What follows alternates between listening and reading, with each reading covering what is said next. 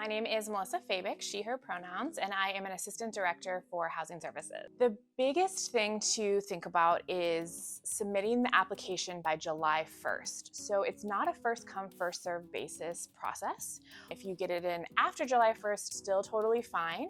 You'll get folded into the wait list, and we then start to make offers for move-in throughout beginning of July through honestly the whole academic year if students are wanting to move in mid-year.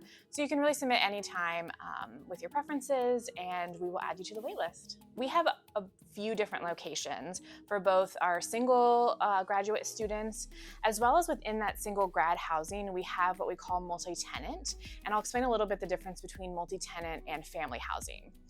I'll start with family housing. That's a little bit more straightforward. Our family housing location is about 5 miles south of campus in the Palms area. University Village is what we call it, and it is for our students with partners and with dependents. It is geared a little bit more towards our students with dependents, so students with children.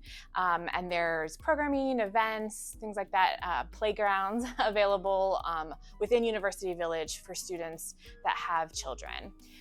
Our single graduate housing, like I said, is located a few different areas. We have some pretty close to campus, right walking distance in the Wilgard area.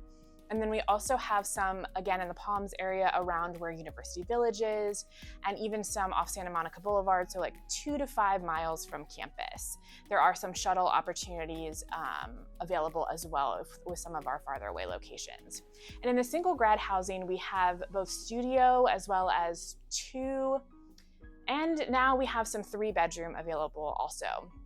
Within that housing, like the 3-bedroom or 2-bedroom, for example, you would have, as a single grad student, 1 bedroom and then a bathroom, and you would share the common spaces with other students in the apartment.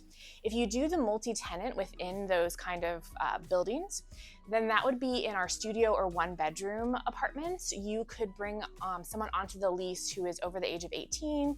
They don't have to, obviously, be a dependent. That would be a family housing, but they could be a partner that you wanted to live with in that single grad housing. That's another way to have a partner in our non-family housing option. So a couple different options available. There's also some differences in parking.